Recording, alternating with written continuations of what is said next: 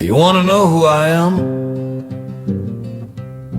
Folks call me the Bone Man, ain't my real name, but it's the one that stuck. I spent a long time listening to places folks quit, listening to old roads, closed churches, creek beds where the water don't quite sound right anymore. Down in eastern Kentucky, they'll tell you the land keeps its own records, that if you pay attention long enough, you'll hear what never made it into the courthouse ledgers or the family Bibles.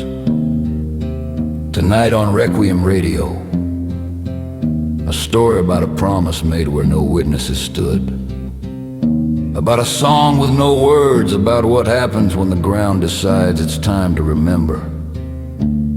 This one's called And Her Blood Was Singing.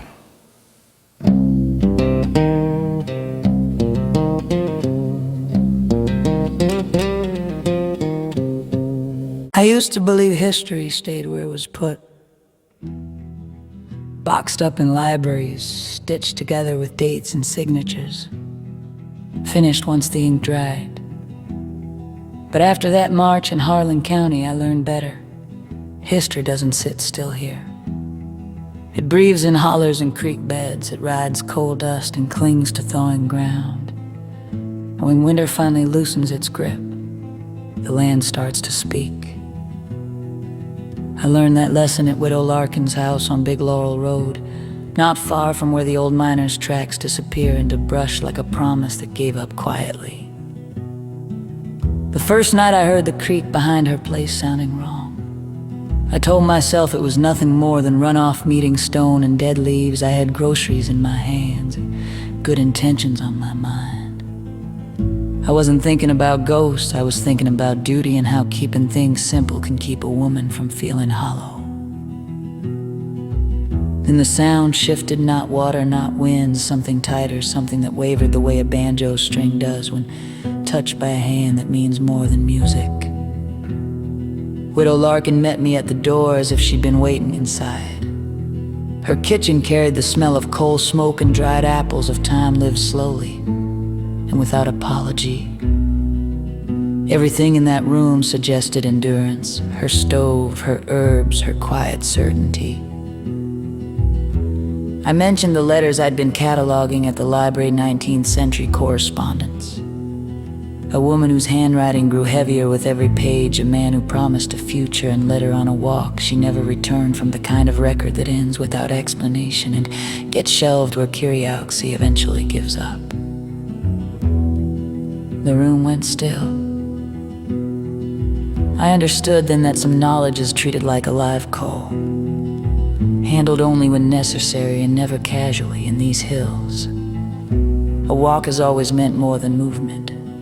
Courting walks, quarry walks, places where stone eats sound and secrets stay put.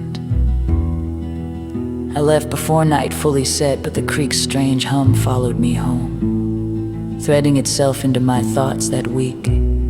Sleep brought dreams of a woman standing ankle deep in cold water, humming a tune older than memory.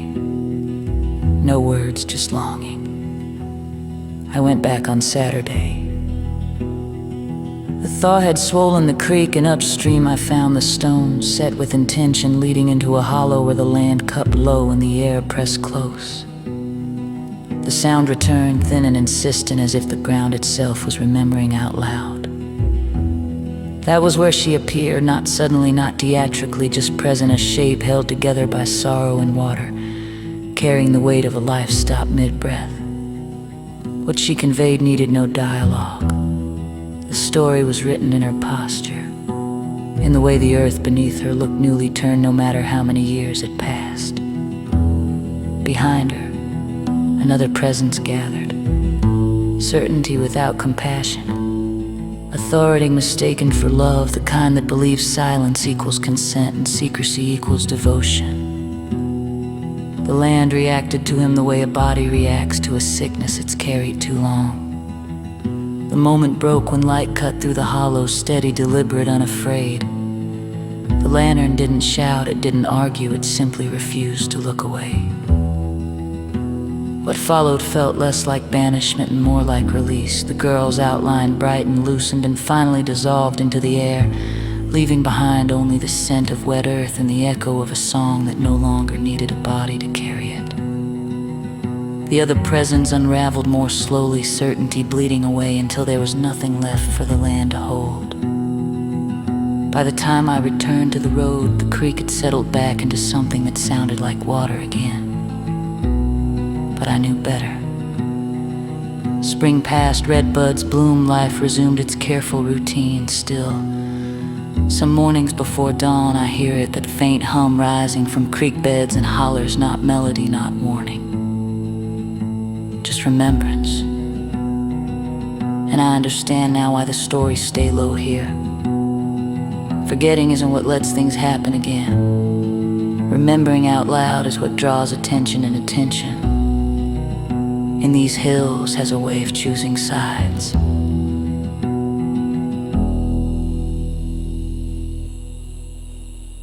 You've been listening to Requiem Radio, where music bleeds into the supernatural. And her blood was singing.